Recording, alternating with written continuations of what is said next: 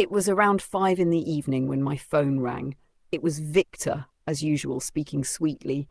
"Hey, babe, what are you doing?" I replied, "Nothing much, just leaving the office, heading back to my apartment. You coming over?" What he said next completely shocked me. "Pack your bags," he said. "We're going on a trip. It's Friday, Monday's a holiday, and I'll take Tuesday off. Just get packed and grab some snacks for the road. I'm almost there." That was Victor, full of surprises. For a month now, we had been arguing about this, me begging him to make plans for the long weekend, and him insisting he needed to visit home. We both worked in Dallas, lived in separate apartments, met a few times a week. But weekends? Victor always went back to his parents. Me, I had no one to call family. My uncle raised me after my parents passed, but when he died, I became an unwanted guest in his home. 2 years ago, I moved out on my own. That's when I met Victor, and somewhere between our meetings, love quietly crept in. We were both around 30, and our love wasn't childish, it was mature, grounded, but we still couldn't bring ourselves to move in together. Anyway, back to the story. The moment I hung up, I was flying around with excitement. The thought of spending a few days with Victor was thrilling. I quickly packed everything I needed, laced up my hiking shoes, and the moment I saw his missed call, I grabbed my bags and ran out to meet him. I jumped into the car and kissed him. He smiled and said, "Robin, be ready. We're going to have fun." We drove all night, and by dawn, we reached a quiet little hill station in Colorado. After exploring a bit, we found a charming cottage near a stream. Big windows, a beautiful view. Victor knew exactly what I loved. We freshened up and planned to take a nap. But Victor had other ideas. He got romantic the moment we hit the bed. We fell asleep soon after. I woke up around 3 in the afternoon. Victor was still asleep. I quietly got dressed and started looking for food. That's when I heard humming. I opened the door to the lobby and saw a girl standing at the end of the hallway, head resting against a big window, humming softly. Her back was to me, her curly black hair falling messily around her. I thought, oh, someone else is here. Maybe we can trek together. Then Victor called from inside, "Babe, where'd you go?" Just as he spoke, the girl turned and smiled at me. She was pale, eerily so. I smiled back politely. Around 4 p.m, we headed into town, starving. We found a small roadside diner, had tea and some grilled sandwiches. The diner owner, an old man, asked where we were staying. When we mentioned the cottage, his expression changed. So did the expressions of a few others nearby. No one said anything, but they definitely started whispering. We felt a bit weirded out, but ignored it and went exploring in the market. On our way back, we grabbed dinner and returned to the cottage around 7. At the gate, we ran into Sam, the caretaker. He explained that the cottage only served breakfast and coffee, but there was a kitchen in the back we could use. Victor asked him about hiking spots while I headed to the room. The lobby felt colder than before. As I was unlocking the door, I heard music from the next room. A soft, sad melody. I immediately thought of that girl. Maybe she was still around? Victor came up behind me and teased, "Why are you standing here? Come inside! Let's go another round!" His eyes were playful and I melted. I loved him deeply, more than anything. That night, wrapped in his arms, I slept peacefully. Outside, it had started raining. We didn't even notice. Around 2 a.m, I woke up thirsty. Victor was sleeping like a baby. I opened the window to feel the cool raindrops on my face. Then I heard crying, a man shouting, a girl sobbing. It was coming from the next room, muffled, like behind a thick wall. Victor stirred and said, "Robin, close the window.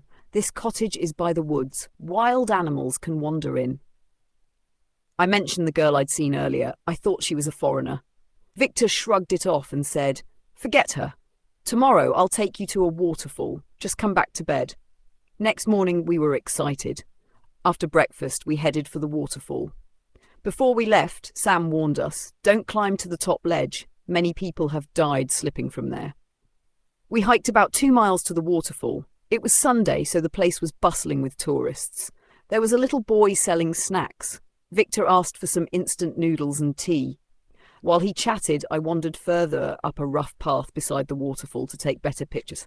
Suddenly, I saw her again, the curly-haired girl. She was ahead of me, walking quickly. I almost ran to catch up, and just as I was about to tap her shoulder, she turned. Her skin was porcelain white. Her eyes were deep, pitch black. She was stunning. "Are you alone here?" I asked.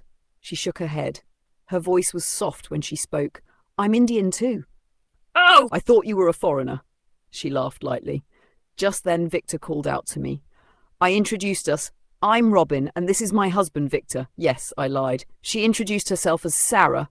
Victor offered her tea, but she declined and continued hiking upward. "Be careful," Victor called out. She smiled and waved. We waited 2 hours. Sarah never came back down. We eventually returned to the cottage. Victor was in a teasing mood, hugging me, kissing me, lifting me in his arms. I wished time would stop. Later that night, I couldn't find Victor in the room. I called out, no answer. I walked out into the lobby, and there he was, standing by the window where I'd seen Sarah the first time, head resting on the glass, lost in thought. "What are you doing here?" I asked. Victor turned slowly. "I heard this sad tune. I followed the sound," then he said. "The next room's door is slightly open." Curious, I peeked inside. The room was empty, no bed sheets, wrinkled, curtains undisturbed, like no one had ever been there. We decided to cook dinner ourselves. Victor asked Sam for chicken and some vodka. We lit a fire outside and brought a stove. Sam joined us for a drink. He got emotional after a few sips. "Sir, take me to the city with you. I'll serve you forever." Victor laughed. "You live in paradise, Sam. Stay here and enjoy." Sam then said, "Honestly, you're the only guests we've had for months." We were shocked. "What? There's another couple here. There was a girl. I even met her twice." Sam went pale. "I swear on my mother, sir, you're the only one staying here. I was about to leave for my village if no one showed up." "Then, who was that girl?" Sam hesitated. "There are stories about this cottage. It belonged to a British officer, Albert Keith, during the colonial era.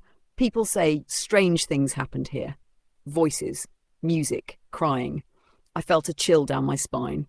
Sam tried to reassure us. "I've never seen anything. I live here full time. Maybe it's just tales."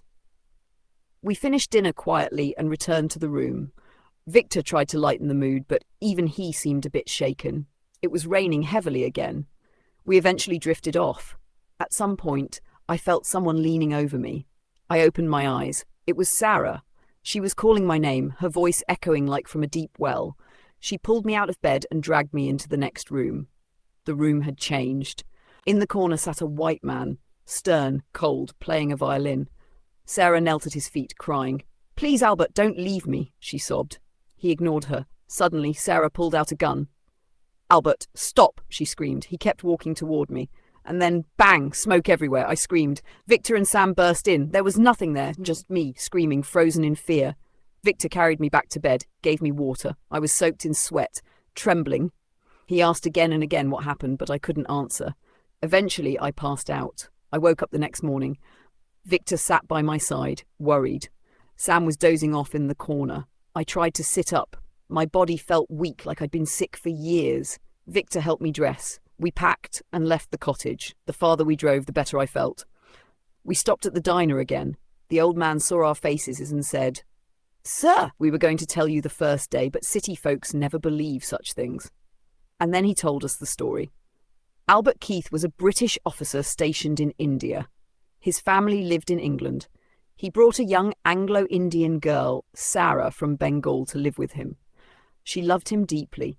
But when the British began leaving India, Albert decided to return home. He couldn't take her with him. He had a wife and 4 kids back in England. For Sarah, it was never just an affair, it was love. But for him, she was just a passing moment. She begged him not to go. He refused. She shot him, then jumped from the nearby waterfall. They say her spirit still lingers. All the way home, I kept wondering, why did Sarah choose me? Was she trying to tell me something? When we were close to the city again, I asked Victor, "Will you leave me someday too? We don't even have a name for our relationship." He looked at me in shock, but didn't say a word. Life went back to normal. We got busy again. One evening, my phone rang.